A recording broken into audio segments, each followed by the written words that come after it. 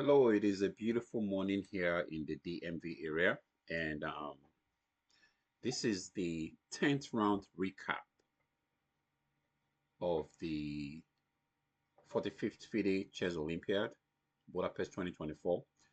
And I'm going to be going through the games of the Nigerian team, of course, for the 10th round of the tournament. And yes, the tournament is over, the Olympiad is over.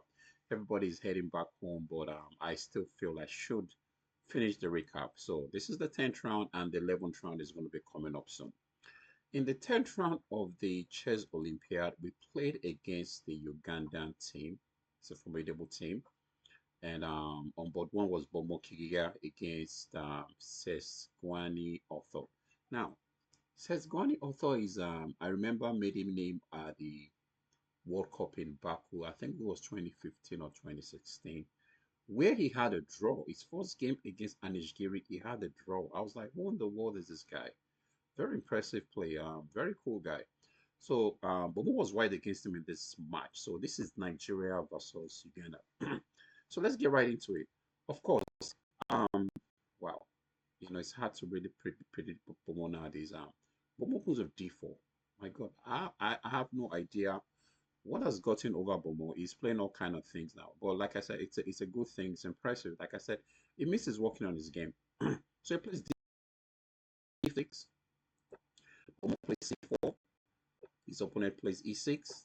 Bomo plays knight to F3. D5. So we have the Queen's Gambit here.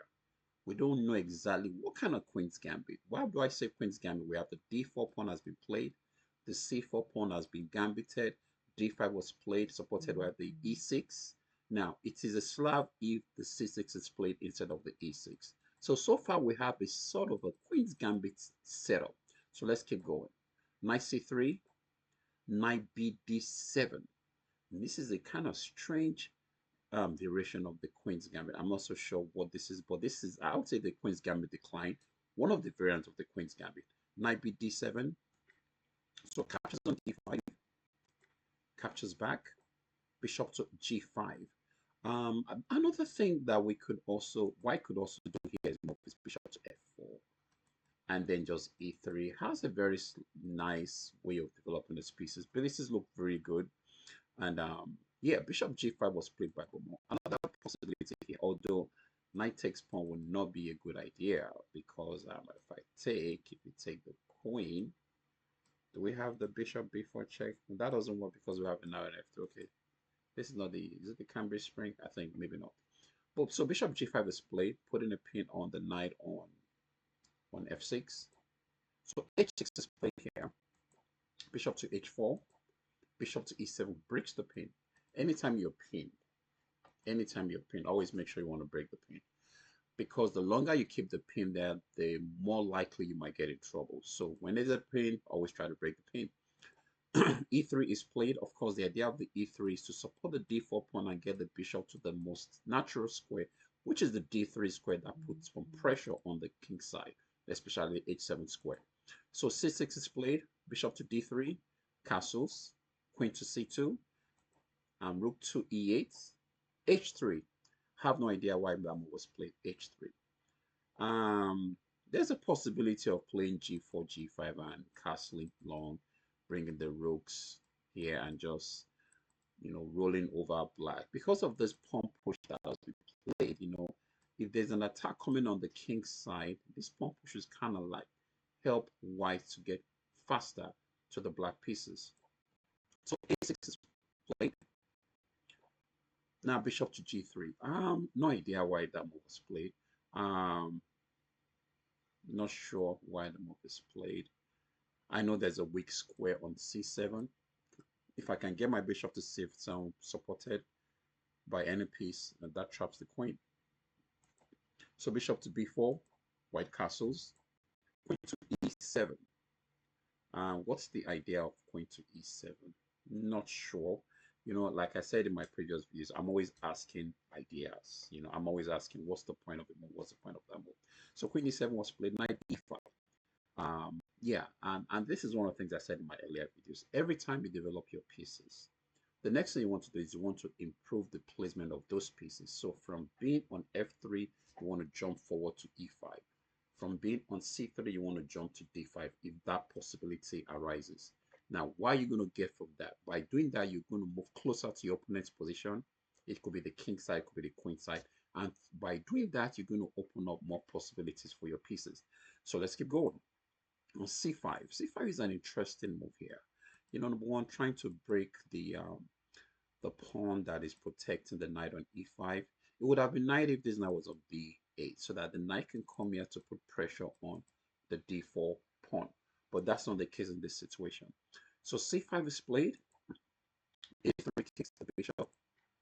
Bishop takes, pawn takes. Now white has a very nice setup with his pawns, keeping all the pawns in the center together. The queen and bishop are looking really good on this diagonal. Knight is a very strong piece on E5. Supported by the bishop on G3. Rooks are connected. It's a good thing for white. It's a good day. And let's see how white builds on this advantage. I think white has an advantage, but the engine thinks otherwise. But let's keep going. So C4 is played here. Now, one thing about closing the position is you pretty much put all your cards on the table. When you play C4, that means you're telling your opponent this is how exactly you intend to go about playing the position. So, and your opponent can easily pretty much plan against you for that. So, C4 is played. Of course, I'm going to play bishop E2 as well. I don't want to move my bishop to F5 because after captures, you know, even if you capture back, the bishop captures, all of a sudden, it doesn't have that bad bishop any longer because of the pawns on C4 and D5. This bishop is going to have some problems in the game. So you don't want to be the one to bring the bishop to C4 to tell him, hey, young man, can I just help you get rid of your bad bishop? No, you don't want to do that. So bishop to E2 is played, and knight to E4. You have to keep your bishop. You have to keep your bishop. Not because it's dark square bishop, because in this position, even though it looks close, this position can get opened up at any moment. So you have to keep this bishop. And of course, the bishop supports the knight on E5. So knight takes, bishop captures, bishop to F5. Like I said, when you're in the pin, break the pin. There was a pin on the queen by the bishop, you know, or threading all kind of silly stuff like moves like that. You know, no, we don't want that. So break the pin. Queen B2, B5, A4. I like the move A4. The interesting thing about this move is black cannot contest that file thanks to that bishop. So already we're looking at a situation whereby we have the bishop here. What can we do with this bishop here? Going from the middle game into the open to the end game. So captures on A4, rook captures back. Already, I think white has a pull here. Why? Because we have a weak pawn on A6 that's always going to need someone to look after him. And yes, we have a very strong bishop on E5 that's going to cause a lot of problem for the black pieces. Because if you have to push the pawn to F6, it's going to create some more weaknesses in your position. So rook takes A4. After rook takes A4, we have knight to C5. Attacking the rook, threatening what else? I'm not sure. So we can simply step that rook backward. Rook A5. Okay, attacks the knight. Put pressure on the knight. Attack the pawn on D5. So knight jumps to D3.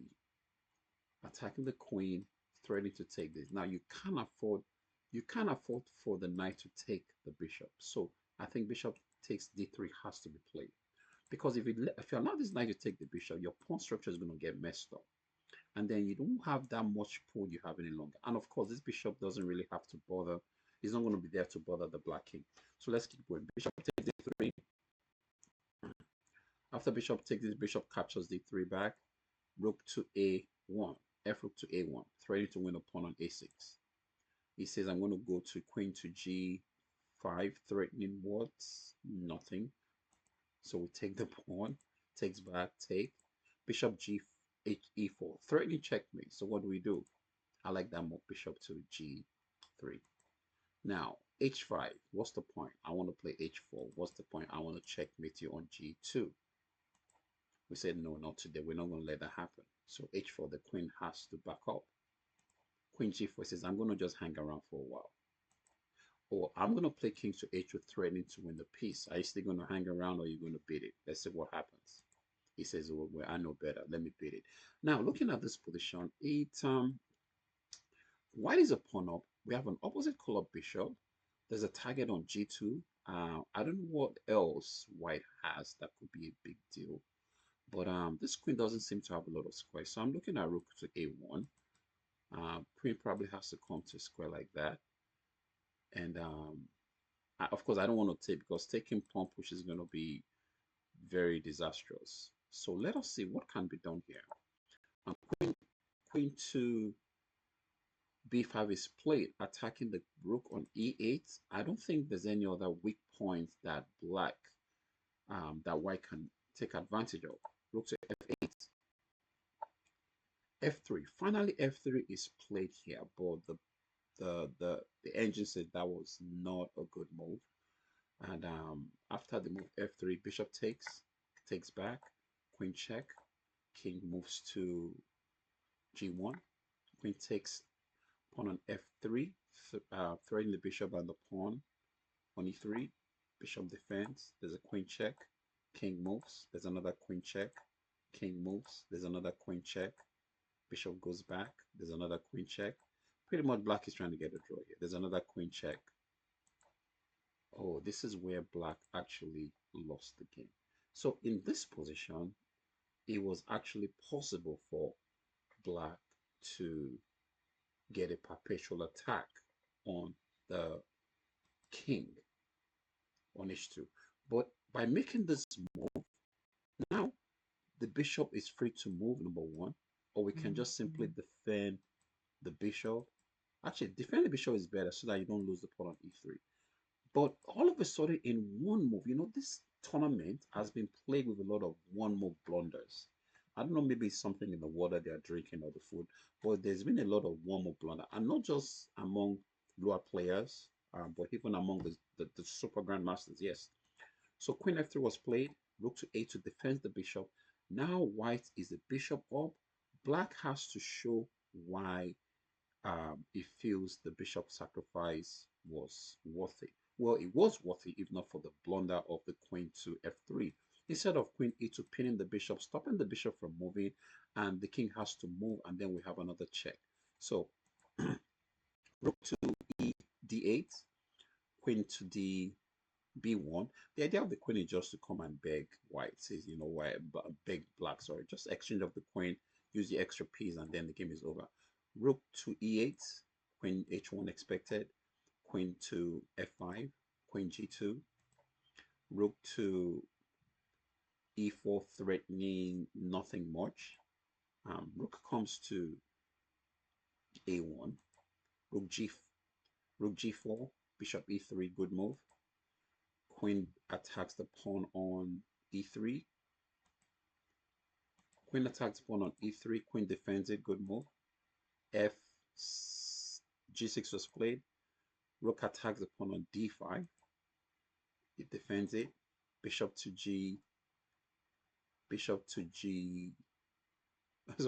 f4 was played.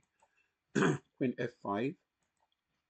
Queen threatens to exchange of the pieces, and that there was another sacrifice here. Pawn takes, check. But it doesn't look like white black can maintain the perpetual check. So somehow black is a whole rook down, and there is no way he's going to be able to save this game now. And after a couple of checks, black had to throw in the towel because being a rook down against such a player as FM would not be a good idea. All right, so we're going to jump right to the next game. I'm just going to make a couple of moves. This game actually went, so the game ended on move 73 when black resigned. So we're going to jump right into the next round, into the next game, which was played by FIDE Master Abimbola against Kawuma Patrick. I think I don't know if it was Patrick. I think we were together in the tournament many years ago. I can't remember which. These are very formidable players. And yes, let's see what happened here. C4, knight f6, g3, e6, knight to f3, d5. This is looking more like a reti opening in the Catalan system. Um, Bishop E7, Bishop G2, castles, takes on D5, Queen C2. I mean, the pawn capture is one of the main lines, but look, it's not a free pawn. White gets his pawn back with some kind of initiative, although black has a very big playable position. So B5 is played, A4. Now, the idea of A4 is pretty much to undermine the pawn on C4 because we cannot take on C4 because of the P5. So what do? We undermine the pawn. Now, if you play C6, we're going to take. If you take back, then we can actually, move our knight here, on cover for the bishop here. We could do a lot of things against the black position. So A4 is played, B5, knight b d2.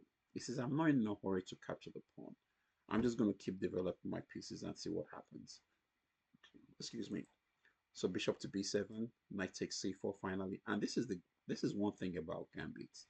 When you give up a pawn and your opponent captures the pawn and you start to develop your pieces, put them on good squares, you pretty much gain a lot of time for that pawn.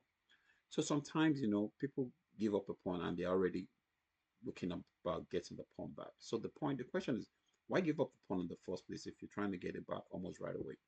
Gambit is for you to give up a pawn for a speedy or quick development. So knight takes h4, bishop e4 puts pressure on the queen, queen goes to d2, knight b d7, b3. b3 is important. Double, does a couple of things. Defends the knight on c4, threatens to bring the bishop to b2, putting a pressure on the long diagonal. C5, and after c5, bishop to b2 is played. Now, I always say it's very important for you to get all your minor pieces in the game first before your major pieces. Get the minor pieces because they are the one that normally does the groundwork. They create a lot of chaos in the position. They actually determine what part of the board you play. So bishop to b2 is played and captures on d4, captures back, bishop captures, king captures, knight to b6. Now looking at this position, white still has a very slight pull, nothing more than a slight pull, nothing more than that, because the bishop is looking really good on this long diagonal. Knight is good on c4, queen is looking good, knight on d4 is centralized. We could just bring your rooks to d1 and c1, and white still has a slight edge. One thing about chess is, at some point in time, you have to find a way to get some kind of advantage in any kind of position you play. And having an advantage is not just the end. You still have to make it work. So let's keep going. You have to make the best use of that advantage. Knight takes, queen takes, rook to c1. What's the immediate threat? Knight c6 is possible. Rook c6 is also possible. The idea of doubling the rooks. If I can double the rooks, put pressure on the 7th rank, white's advantage is going to grow. But I still think nothing to worry about. There's a pin on the queen on d2, so we have to get away from that pin. So queen to f4, getting away from the pin. Now knight attacks the queen. Queen to f3 is played. Bishop to f6. I kind of like black's position, even though the NG set is plus 0.3 for white. I kind of like black's position. Of course, except for the fact the rook on f8 is not doing anything. I like the bishop on f6. I like the centralized knight on d5. I like the rook on d8. The queen on b8 is also looking good. And doesn't have to worry about anything. Probably if the rook was on e8 or c8, the engine will be talking about something different. So let's keep going. A5 is played here.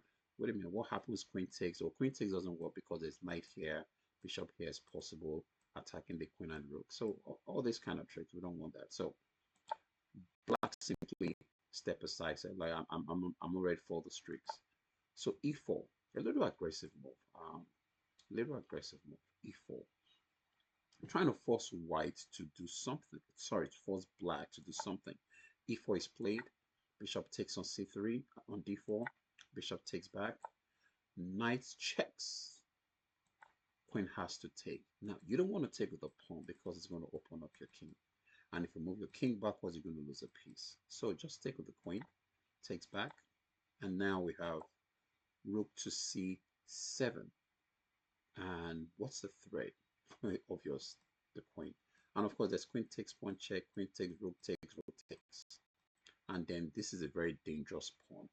I still don't think it's such a big deal. White is slightly better, but not clearly or winning. So queen a6 is played. Um, I was wondering, queen. Well, he didn't want to go for it, so he went for the a pawn instead. Queen a6 is played. Queen to e5. Attacking the rook, defending the pawn on a5. For example, after rook to, let's say d3, I think there's queen to c5. So if you capture, it captures here, and then can bring the rook to the 7th, and white has some pull, but still I don't think it's such a big deal.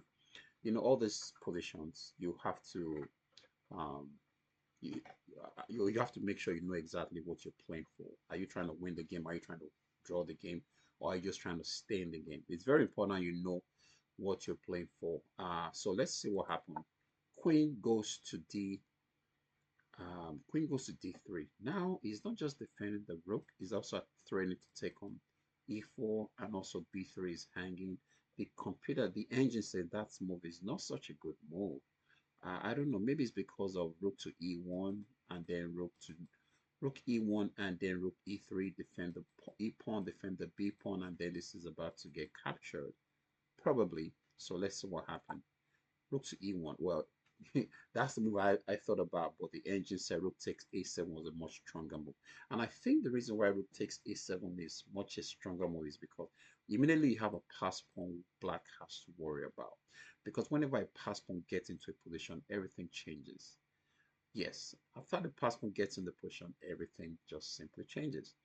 So rook to e1 was played. After rook to e1, rook f to d8 was played, and that was a blunder. Like I said, there's been so much blunder, like one more blunder in this tournament, and I mean, it looks a very innocent move, forming a very big battery on the d file, but actually a losing move. So how does it take advantage of it? Rook takes a7. Excuse me. Let's go back a minute. Rook takes a7, h6, rook to e3, queen moves to c2, threatening nothing yet. So rook f3, putting pressure on f7. All of a sudden, these things are looking really bad for black. Rook takes on e4, queen f7, threatening, queen h5, threatening to take on f7. King moves to h8. Rook takes on f7, setting up a very deadly discovered check. So you gotta watch out for all these things, man. This is what we call this all the Mario in Nigeria, yes. But I mean, this is too obvious. Queen f3 says, you know what, I don't want to have a piece of that. So rook attacks the queen again, and I think there's going to be checkmate very soon. Check.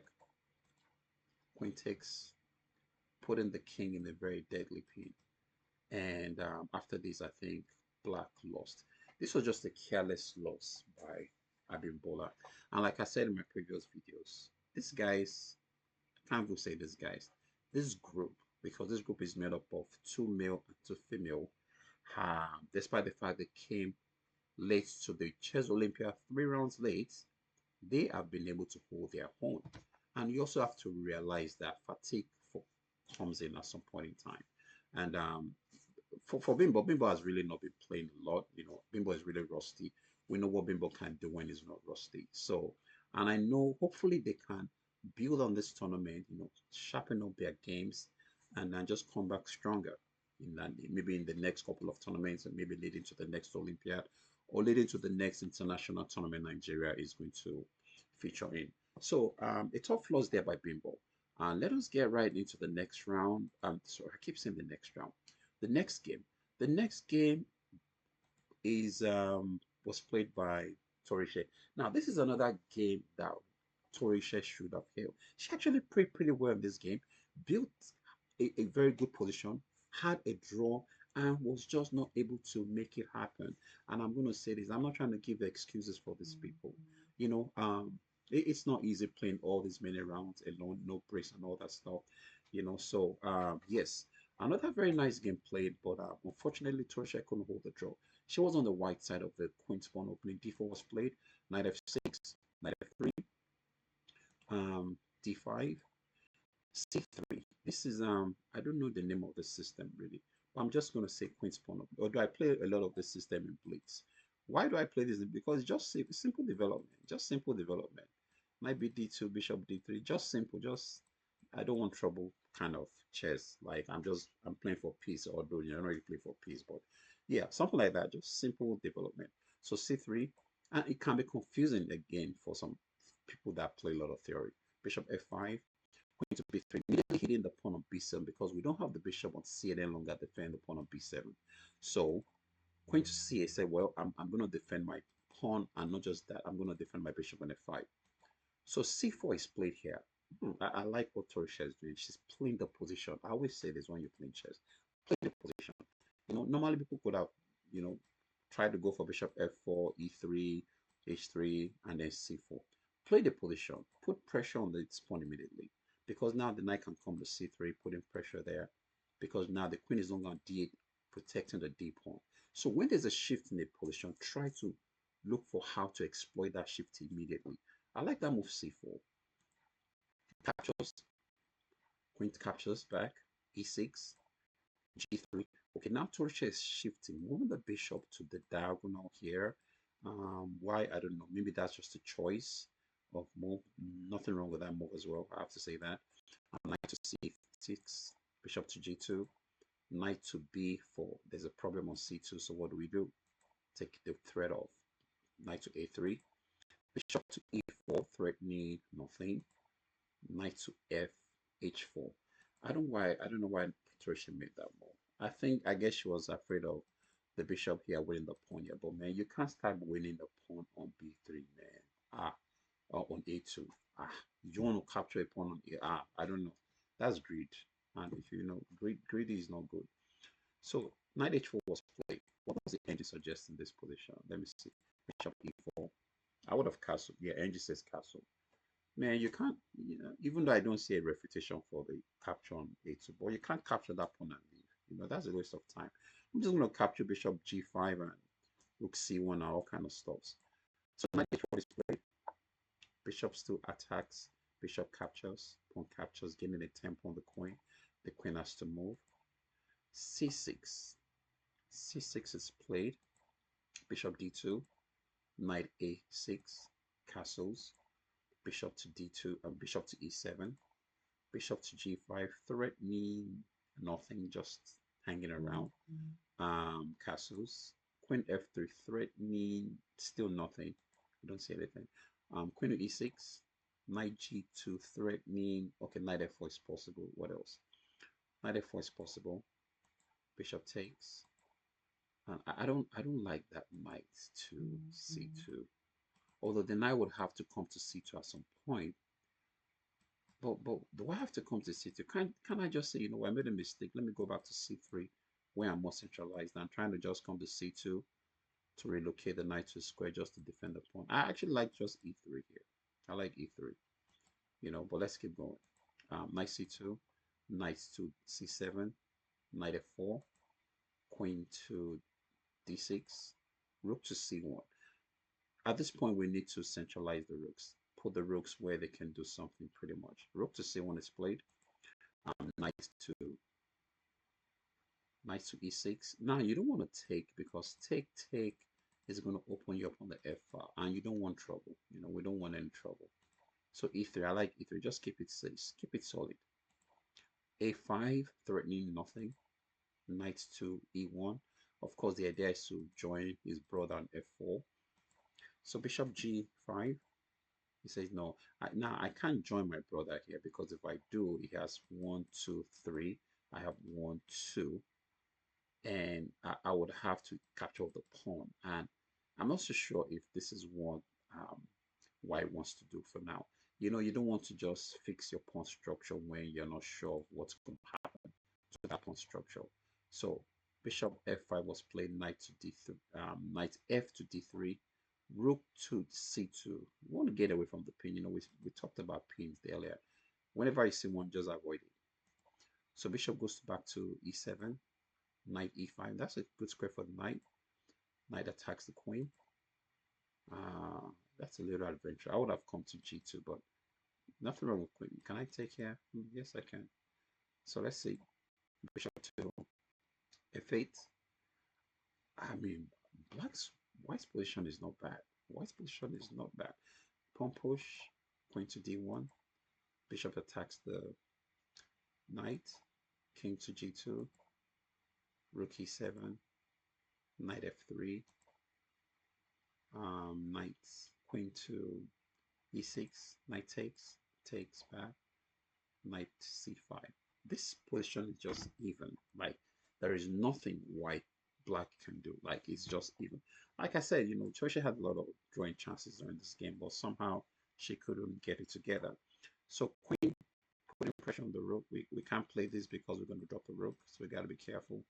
So h3 is played. It's very important you keep an eye on the squares in your territory. It doesn't matter if just make sure if there's a square in your territory, you have more control over that square than your opponent. If your opponent has more control over a square in your territory than you, then you're doing something wrong. So bishop to f6, rook to c3. Now, and I think the idea of this is not just to get away from this queen, but also to try to beg this queen. And then at some point, we bring the rook to c1, or even take the rook here in case black has ideas of trying to attack the h pawn. So just bring your rook to h1 and just wait. Let the queen go to f3, let the rook come to h1. Just wait. So exactly, that's what I thought. But I don't think this is going to give black anything. Queen g4, captures back. Rook to c7. Knight to a4, threatening, I don't know, nothing.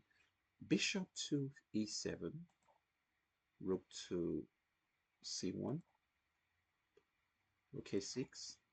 Rook to c2. Actually, I like a3. I don't know. I'm not seeing. Okay, I see a3. I like a3. I don't want any harassment. I like a3. But rook goes to c2. Well, this is still a pretty much even position. Now, black has a chance of forcing the exchange of the bishop and knight. But this is the question you ask yourself. Amongst these two pieces, between these two pieces, which is better? Is it the knight or the bishop? I would say the knight for now. Why? Because the bishop position is not open. I won't say it's totally closed, but it's not an open position. So I want to keep the knight because the knight might have might have better play than the bishop in this position. Of course, we can't push this pawn because of this and if you push this, getting a tempo, the knight comes back. This is just a hole. We're just going to try to find a way to get into that hole. And then white is advantage white. a3, rook to d8. A lot of dancing around here. Rook to h1, nothing much happening. Rook comes back. Okay, now this is one thing I wouldn't do. I wouldn't, I'm not going to try to go to rook pawn ending, not because I'm scared of rook pawn ending. I'm not going to try to do that. What I'm going to try to do is keep the position so for as long as possible. I'm not going to trade the knight unless I have to. So I don't think, not that it's a losing move, but it's not a move that's necessary. I don't think white should trade this knight for the bishop. Let black find a way to show you why black feels he is better in this position. So I wouldn't trade this. I wouldn't even mind coming back here, coming back here, and just staying there. I wouldn't mind just hanging around. And this is another thing. Know what you're playing for. If you're trying to play for a win, it's not the time to start changing pieces. So just keep your pieces on the board as long as possible. Knight c5 captures back. A4, very interesting. But now this single pawn holds this two pawn. This single pawn on a4. So these 2 pawns cannot move thanks to this pawn here. So this is where there's going to be problems now, because even after b5 or b6, okay, we can't even play b6 yet because of the pawn on. So that means the king would have to come to a square like this to play this, something like that. But let's see what happens. Let's keep going. Rook to c3, rook to a8, king f3, rook to b6, rook back to c2, rook comes to b3, He exchange rooks. He says no. Go for the rook exchange. He said, okay, if you want to, I will oblige you. Take. Taking was not a good move. Rook takes back. King to e2. One thing about endgame is, unless you really know the outcome, don't just exchange and hope something happens. We don't play by hope. We play by exactly what we know. So don't be like, I'm just going to exchange and see if. No, no. I want to be sure that if I exchange those rooks, nothing's going to happen. So I don't really think it was necessary for black to exchange the rook, but is for white to exchange the rook. But is white losing after the rook exchange? I'm not really sure. Start advantage maybe. Losing is a totally different ballgame. So king to e6, king d2, king to f, king to d6, supposed to be a bad move. King c3, check, king comes back, pawn push. Now black has a chance of just rolling those pawns down and, creating some kind of imbalance, which I don't think white is ready. If I'm white, I really would love to bring my king here and get the rook here to go and do some acting. I have to come for some counterplay. I'm not just going to wait. The king in the center here might hold his own. Let the rook come and create some counterplay on the king side. So let's keep going. King c1 was played. Rook to c3. I'm not sure about that. Like I said earlier, if you're going to go for a rook pawn ending, you have to be sure exactly that you're covered, because these things you have to know that having an equal position doesn't mean it's a drawn position. Somebody can still go wrong based on their knowledge of that phase of the game. So pawn push is played. Rook to c3, rook a5, king d2, rook now is coming to use the file. Let's see how well it's going to work. Rook back to a1 and c1, goes to get the file. Still nothing can happen there. Attacks the pawn, protects the pawn. So this is just pretty much even, really. Take, okay. Oh, now that was a blunder. That was a blunder. That was a blunder. Rook d2 would have been a good move. Rook e2 would have been a good move. King a6 would have been a good move. Why is king b4 a blunder? Okay, because of king to b6, taking away the squares. So what's the big deal? What's the big deal? What if I play rook to g2, g4 is played? So what's the big deal? Can I do this? This is not going to work. So what if I play king to c3, rook h1? Still don't see the big deal behind this. Rook to c2. Oh, rook g1. Okay, rook to d2. Rook c1 check. Rook to c2, b4 check. Takes. Oh, wow. Wow, now, okay. This is interesting. But this doesn't happen in the game. These are things that could happen in the game. So, g takes f5. King here was a blunder. Black, um, gave back the blunder in the immediate. Like I said, too many blunders in this tournament. So another white said, I need to do more blunders. So king back to c3, another bad move. King to b6, rook to d2. Personally, I wouldn't give black this square. So king goes to a5, king goes back, pawn push. The thing now is black is in a very good position. Take takes. Now we can easily create a pass pawn, maybe give up these and come, or give up these and this is, and then white is just pretty much tight. And I think yes, white is pretty much just lost here, and really white had the chances of holding this game. And of course, when I move 70 something, anything can happen. Yeah, and one thing about chess is not just knowing the theory, you have to be fit also. But anyway, so the game kept going, and after that move, the game was pretty much sealed here. Takes. Now we have a pawn, and the game is pretty much over. Okay, so that was the third board. So let us move straight to the next ball, which is Quick Pen. Quick Pen has been so impressive in this tournament. Unsubuga Haruna is a strong player. So this Quick Pen, let me just say it here so that here I don't see how someone's going to stop her from reclaiming a national championship. I don't see that really. I've not really played with her, but I've seen her game. She's really solid. She's playing very well, and she's working on that game. That's the difference. So for you to be able to match her at this point, you must be working on your game. You can't just hope to beat her. You have to really put the work in to beat her. Quick Pen has been very impressive. And I think this Olympiad is a very eye opener for some of the things we don't even know about her. So Quick Pen is playing very well in this chess Olympiad. So E4 is played here. She goes for Sicilian defense. Knight C6, D4 captures back. G6, this is the accelerated dragon. Yeah. Knight C6, I have never seen that move. But there's always, one thing about chess is if you can make the move, if you can make it work, please go ahead. Queen D4, knight F6, E5, knight F5. I think I played this line some time ago against, I don't know, well, against the B3 Sicilian, yes. Against, I think Tolu Anime, yes. Which I was lucky in that game to win. It was actually better in that game. So knight H5, knight C3, knight G6, knight G7, bishop D3, knight to E6, queen H4, bishop G7, F4. I don't like that move, F4.